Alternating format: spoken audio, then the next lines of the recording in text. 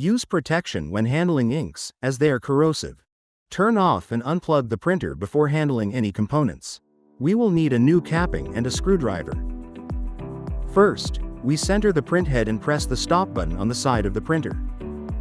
Then, we turn off the printer from the back. Next, we remove the 4 screws on the back. We locate the tube connected to the 2 pumps and disconnect it before it reaches the splitter. Then we remove the screws holding the capping base.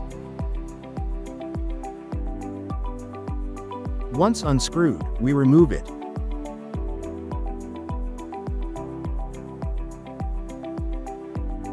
We disconnect the tubes and the splitter. We unscrew the 4 screws holding the capping to release it. We disconnect the 2 short tubes.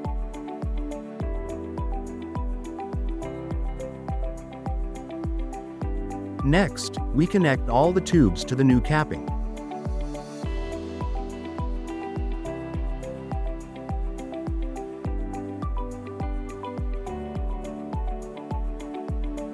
Once connected, we screw it onto the base.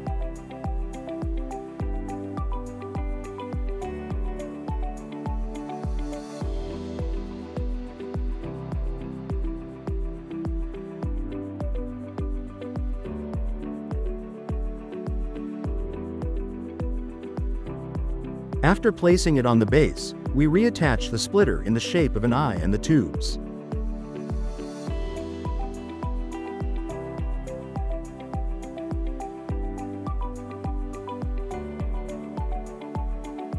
We reassemble the base, paying special attention to the positioning. The narrowest part should be on the outside.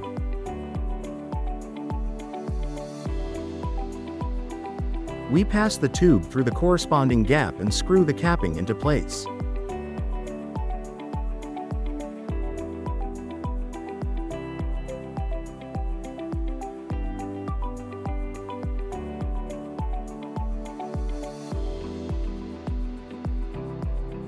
We put the screws back on the rear cover and turn on the printer.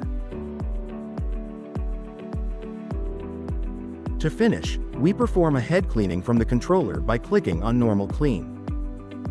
This way, we verify that the ink flows correctly through the waste tube, and with this, we have successfully replaced the capping.